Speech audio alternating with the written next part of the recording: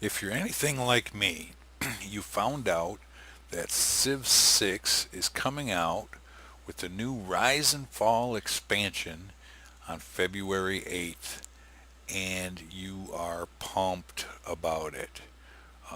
The new expansion looks to me to be fantastic, and I cannot wait to start playing it. I love the new alliance system that they're coming out with, to where you can make forge alliances with other players that are very specific. You can have economic alliances, military alliances. I believe there's cultural alliances, and maybe even religious. I don't remember if there's a religious one. I'm not the kind of player that pursues religion all that much. I don't know why, but I don't know, sending out a bunch of apostles and stuff like that. I don't know. I just I've tried it a couple times. Not really that excited about it. Now I've done quite a few strategy videos for Civ 5, and I was planning on doing them for Civ 6 as well. But I'm not gonna lie.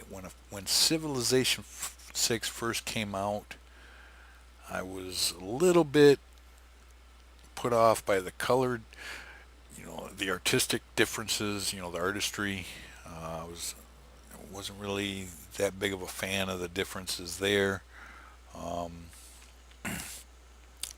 I was intimidated by the the way that you have to be very detailed oriented in this game. You don't just pursue like the Liberty Tree or the tradition. Get your cultural policies and keep them throughout the rest of the game. You get policy cards, and when you don't know the ins and outs of the games, and you haven't developed the habits, remembering to, oh, I need to build builders, so put in my builder policy card, and then switch it, to another policy that's, to be honest with you, I'm not that detailed oriented. I'm the kind of player that, I want to get a policy and have it throughout the rest of the game. So I wasn't that thrilled about, even though the concept seemed interesting to me in actual play, it didn't fit my play style. I like to focus on the strategy, the overall strategy, and the details. You know, uh, in some ways, I would rather lock a policy in place and keep it throughout the whole game. But, you know, as I finally came back, because I paid $80 for the game, as I finally came back to it and decided that, hey, you know what, I need to learn it, uh, in order to justify the cost, because I bought the deluxe edition right away. I just went for the gold, and I didn't want to throw the money away.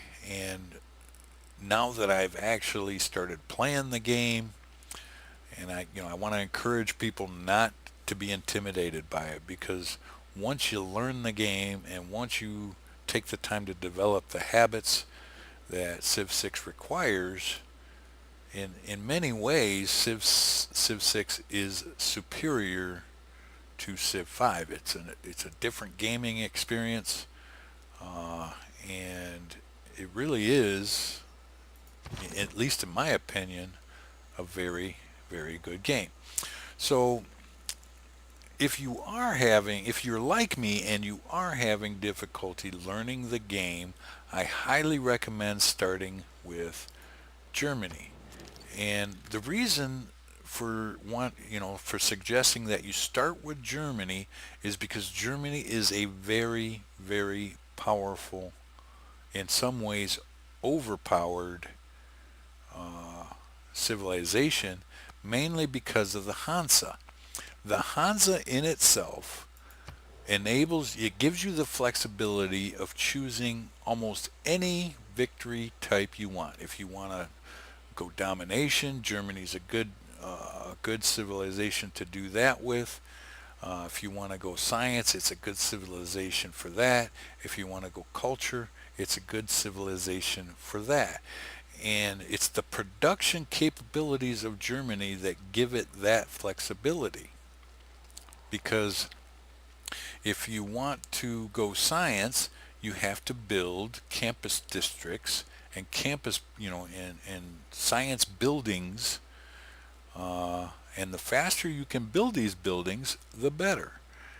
The same thing applies to theater districts and applies to, you know, holy sites. It doesn't matter. Uh, in order to become a powerful civilization, having a high production is is key. I mean, it's very important.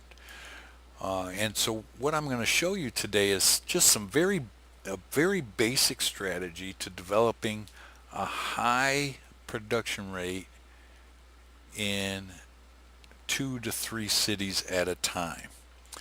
Now, I recommend playing wide. That's another wonderful thing about Civilization 6. In Civilization 5, it is very difficult to go wide. Playing tall, with 3 to 4 cities is easy, but because of the happiness, going wide is difficult. In Civilization, they fixed that problem with the whole amenity, the luxuries. Instead of providing happiness, provide amenities, and each luxury applies to 4 cities. Whereas in Civ 5, one luxury, essentially, you need, for every city you founded, you needed a new luxury in order to keep your happiness under control. And what I found in Civilization 5, especially when you're trying to develop a large population, because population, having a high population is good in both games, I think. The population ate up the happiness. So it's much easier with the mechanics of Civilization 6 to go wide. And if you can, I recommend going 6 to 8 cities in in the early game. So when I start a new game, I'll produce 7 settlers before I stop. Once I get all of the other early game uh, units and buildings out of the way, I might do a monument. I might do, definitely do a slinger, and on any Pangea map, I do at least one, maybe 2 scouts. Once I get those initial builds out of the way, it's settlers, settlers, settler. And I do, up to 7 or 8 settlers, primarily in my capital, but maybe, in my other cities as I get their production up high enough to do it, I might throw a settler out in one of my surrounding cities. But what I'm going to show you today is what I've heard referred to as a Hansa diamond. I am not the originator of this strategy, but I am going to teach it because I haven't seen any strategy videos that teach the Hansa diamond. So always the best thing to do right away is to move and expand your vision. But today, because I want to show you the Hansa diamond and this lake is in the way to go this way, my Hansa diamond is going to have to go off to the southeast, or directly east. So I'm pretty much I think I'm just going to settle in place. That looks pretty decent to me. The first thing I like to do in any game is find barbarian camps and take them out early. I also, with Germany, I like to rush writing so that I can get my first campus district out. And I do this whether or not I meet another civilization. Normally, I would recommend always getting your eureka moments before you research anything, but in this case, with or without meeting another civilization, I want my campuses. So I do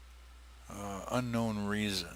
Let's see if we can improve our... Can I send him a trade delegation?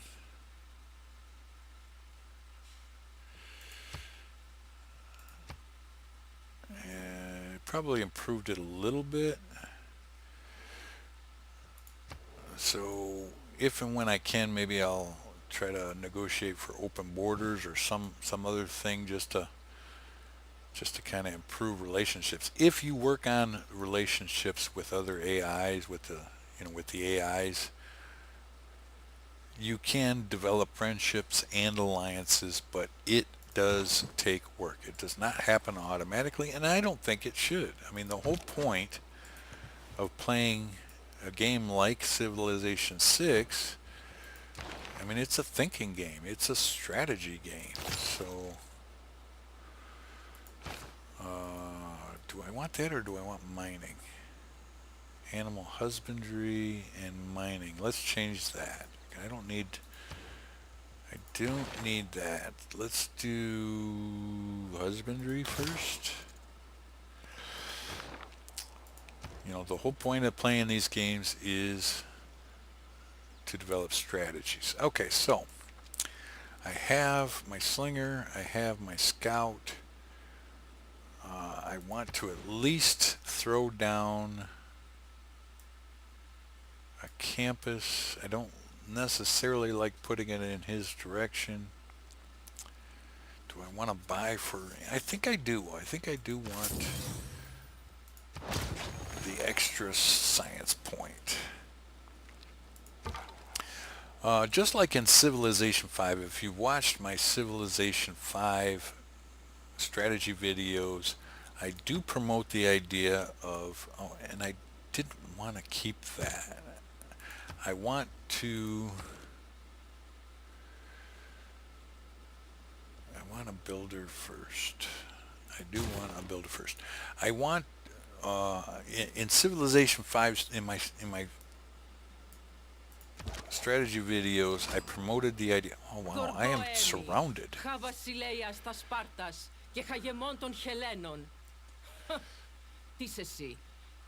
Whatever you say.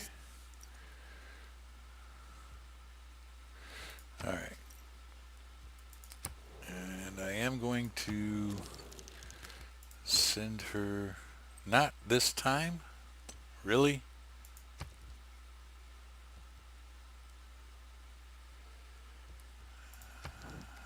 Huh.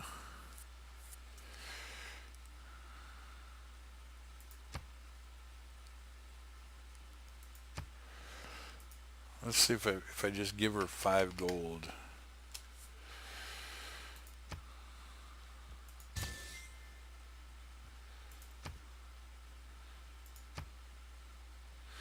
-7, unknown reason.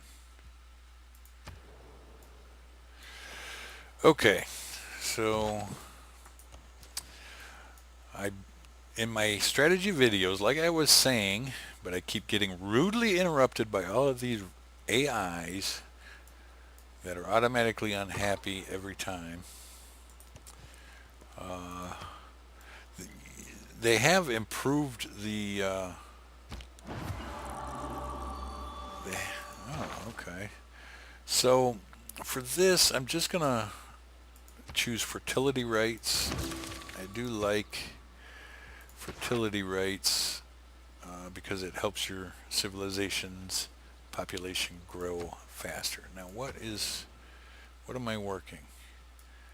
I don't necessarily... I want to get my population up. So I think that's the best combination. 3 turns until growth. I want my population in the beginning of the game to grow. Alright. They have improved diplomacy with the AIs, but I still think it's a little bit... It might be a little bit too challenging to forge relationships. Especially, it seems like on the higher levels. And where are they? Especially on the higher levels. On Prince, it's usually pretty easy. There are no dogs in heaven. But as you go higher, it seems like it's a little more challenging to develop relationships. But anyway, as I was saying, in my Civ 5 strategy videos, I promote playing a balanced game that's building science and culture at the same time. Whether or not you early game with Germany, don't usually do focus too much emphasis on religion at all. But if I'm going for culture, I do like to get my faith per turn number high enough so that I have the option of building national parks. So I do that. But with Germany, playing a balanced game is very easy. You get your production up high That's the enough, positive aspect of. and you can very easily. ព្រះនាមជ័យវរ្ម័នទី7 Really? ហើយដែលប្រជាជនរាស្ត្រខ្មែរយើងឲ្យដឹកនាំពួកគេ I can't understand a word you're saying anyway, so why listen to you talk? Can I? Unknown reason. Send a delegation. We cannot accept. Really? Okay. Whatever you say. There's a sugar down there. Alright, so what I'm going to do is to go ahead and give you the opening concept of the Hansa diamond. Now, let's say we wanted to build a 2-city Hansa diamond. So I'm going to choose my pins, and let's say I want to go, let's say I want to put a cities or a better place. I don't think it's really important.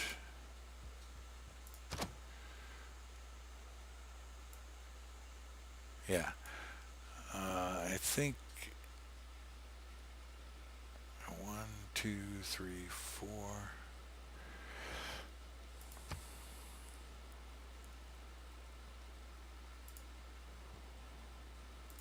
So we do a city here,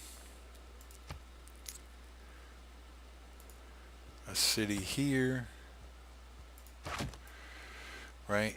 And with the first 3 cities, I'm not typically all that concerned about, say, luxuries, stuff like that, although I am within reach of this sugar, which is different from what I'm getting here, so that's good. That should be enough to, maintain my original 3 or 4 cities. Okay, so now, what is a Hansa diamond? Well, if you look at what you can do with a Hansa, you get adjacency bonuses from every 2 district tiles. This is similar to the industrial hub. You get +2 production from each adjacent commercial hub tile. That is not the same as an industrial hub. You get +1 production from each adjacent resource tile. Now, whenever you're learning this game, whenever you're placing districts, try to learn where your adjacency bonuses, where you get them from, how many points you get, from what kind of tiles do you get your adjacency bonuses from. The faster you memorize this, the better you will become at placing your districts. So what I want to do with the Hansa is I want to take advantage of this hill, and I'm doing a 3, so there. Okay, so what I'm going to do is put a Hansa here, a Hansa here, a Hansa here. Okay, and then see how this, these two. So I'm going to put a commercial hub here, a commercial hub here, and a commercial hub here. Okay, now that forms it. It forms an actual triangle. If you do just two, let's say we're doing a two-city Hansa diamond, it would actually form kind of a diagonally shaped diamond. So we'd have Hansa, Hansa, commercial, commercial, would form a weird shaped diamond. Now, so why am I shaping my Hansa and commercial hubs in this fashion? Well, I'm getting 2 + 2 production from every commercial hub that is touching each one of my Hansas. Okay, so I'm getting +2 production. Now this is after the Hansa is completed and after the commercial hub is completed. Okay, and it's very important to note that. But this will end up being the shape of my basically Hansa and commercial hub district, right? So I'm getting +2 for this, +2 for that. That's +4 production for this Hansa, right? It's also touching 1, 2, 3, 4 districts, so that's +6 production for this Hansa, and it's touching this, what will eventually become a mine, which gives it an additional, so that's +7 just for this city, +7 production just because I shaped it in this fashion. Now if I had just if I was just doing it all by itself, not including these two cities, if they weren't close enough or whatever, then I would get +2 for this, or +2 for this, and +1 for this. So I would only be getting +3. I would essentially be losing +4 production every turn of the game for the rest of the game, just by not taking the time to place them in this fashion. And I'm getting almost the same bonuses for every single city. Now for these commercial hubs, I'm going to get +2 because it's touching the city center, and I'm also going to get +1 because it's touching +1 gold per turn because it's touching 2 Hansas. So I'm getting +3 gold for this commercial hub. So this is a very powerful, and I recommend doing this as you're learning the game. I highly recommend taking the time as you're figuring out how to do this. And if you have to go into here, like let's say we were placing a campus, if you don't have the adjacency bonuses memorized, and for the campus it's pretty easy, from each grassland, mountain, mountain, mountain, mountain, mountain,